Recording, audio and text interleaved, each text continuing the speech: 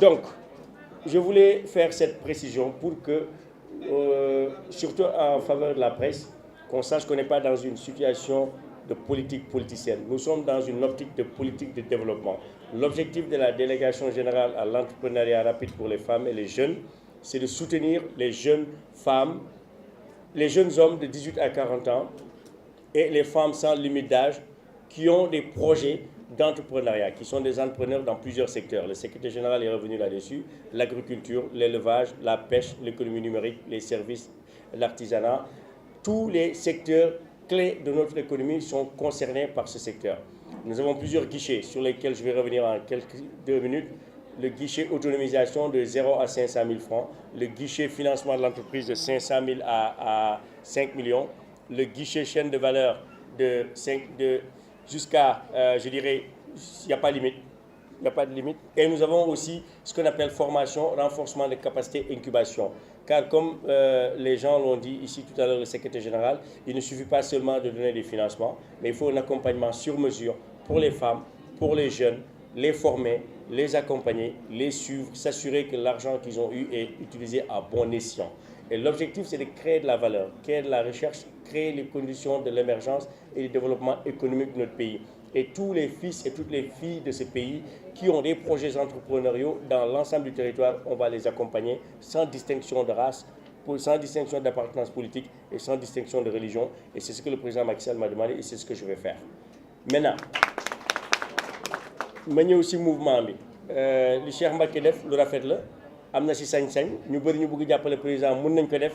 taxawal seen mouvement ñu ñëw aussi am nañ sañ-sañ comme ñeneen ñu ñëw nañu dañoo bëgg am financement à titre individuel ou à titre de groupement. Comme ni ko Jaligé waxee mouvement bi tey ñu bëri déposé nañ déjà seen dossier ñoo xamante ni déposé wuñu ko aussi mun nañ ko déposer. Monsieur le secrétaire général mënu ma jël engagement tey ne la dinaa joxe temps ndax xaw ma demande bi ni mu toll waaye li ñu mun wax ne mooy ñu déposer foofu seen dossier bu jotee incha allah si premier 10 milliards yi ñuy financer dans les semaines à venir dans les jours à venir ñëpp dinañ si am bu soobee yàlla.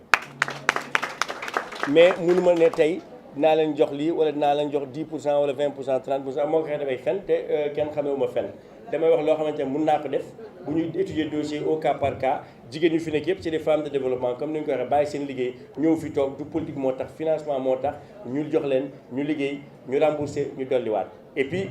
benn affaire bu ma bëgg mu leer wax nañ ko fu nekk financement yi du don maanaam du subvention. Cheikh Mbacké wala keneen bu leen nee jël leen financement bu leen remboursé Macky Sall dina leen ko baal ndax na leen ndax Macky Sall moom si boppam mënu leen ko baal ndax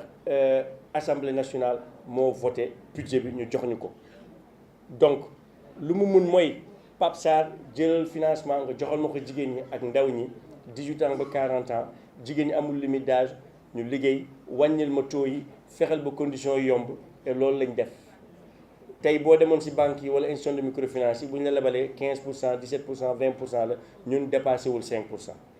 duñ la laaj ay garantie ay caution ay apport pour yombalal affaire yi waaye leneen loo xamante ne banques yi dañ koy def ak institution de microfinance yi mooy maanaam boo lebee ñu defal la différé 3 mois wala 6 mois it mën nañ ko def mais xaalis bi financement la prêt la bor la te bor fay la sant ku ko fayul ñu boole la ak yoon ñu ngi liggéey ak préfecture ak police ak procureur képp ku fayul dañuy jël sa dossier yóbbu ko contentieux gars yi yoon toog teg la loxo détournement de fonds publics minimum 3 ans wala 4 ans dama bëgg rek mu leer. Donc dañ koy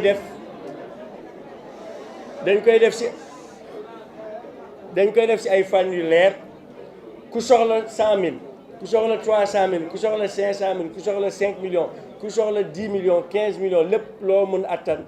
nga am ay projet dañ la ko lebal.